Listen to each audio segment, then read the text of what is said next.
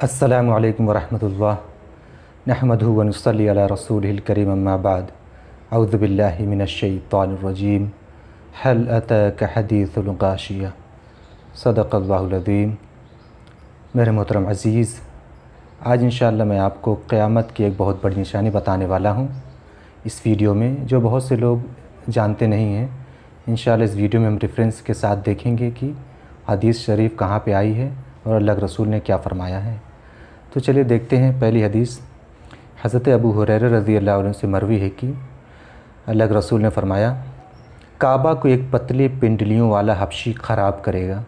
यानी काबा को जो ढहाने वाला शख्स रहेगा वो हबशा का रहेगा और उसकी जो दोनों पिंडलियाँ रहेंगी, यानी जो उसके पैर होंगे बहुत पतले होंगे। ये रिवायत बुखारी में आई है।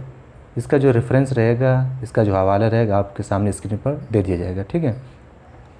हदीस नंबर दूसरी जो है हज़रत अबू हुरैरा रज़ियल्लाहु अन्हु से मरवी है कि अल्लाह के रसूल ने फ़रमाया, आखिरी ज़माने में दो पतली पिंडलियों वाला काबे पर गलबा पा लेगा।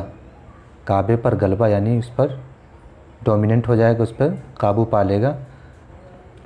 रावी ने कहा, मेरा ख़्याल है कि आप सल्लल्लाहु अलैहि वसल्लम ने फ़रमाया कि वो बैतुल्लाह को मुनहदिम करेगा, यानी उसको ढा देगा काबा को।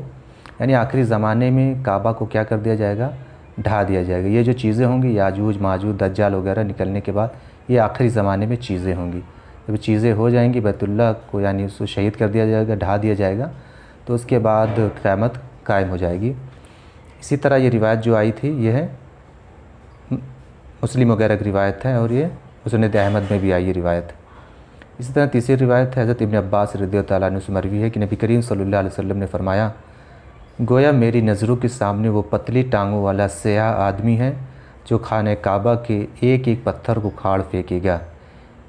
यानी अल्लाह के रसूल ने उस आदमी को देखा, यानी मोजज़े के तौर पर अल्लाह ताला ने आप सल्लल्लाहु अलैहि वसल्लम को उस आदमी को दिखाया। वो जो काबा रहेगा उसका एक एक पत्थर वो उठाकर फेंक देगा, यानी उसका उखाड़ देगा, ठीक है।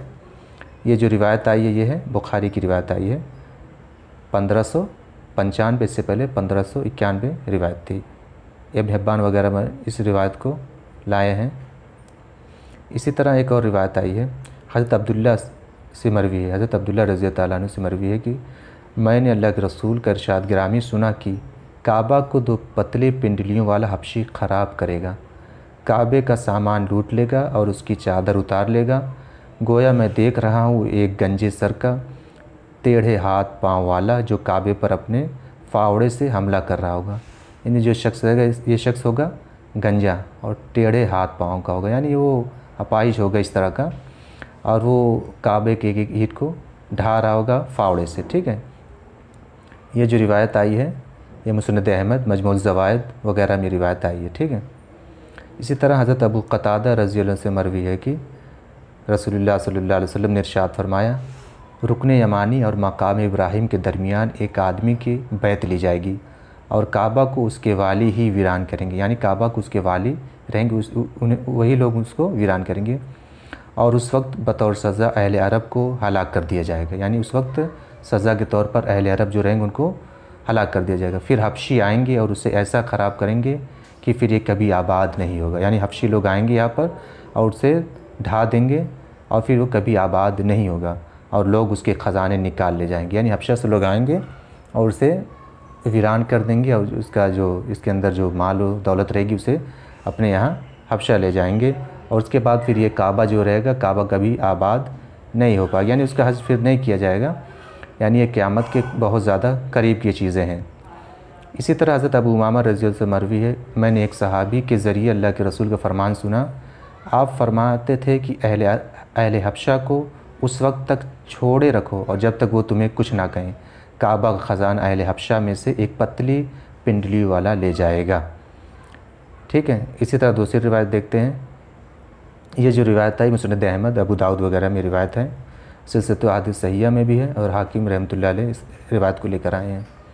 इसी तीसरी रिवायत हज़रत अबू सईद रज़ियल्लाहु अन्हु से मरवी है कि नबी करीम सल्लल्लाहु अलैहि वसल्लम ने फ़रमाया, बैतुल्लाह का हज और उम्रा याजूज माजूज के निकलने के बाद भी होता रहेगा।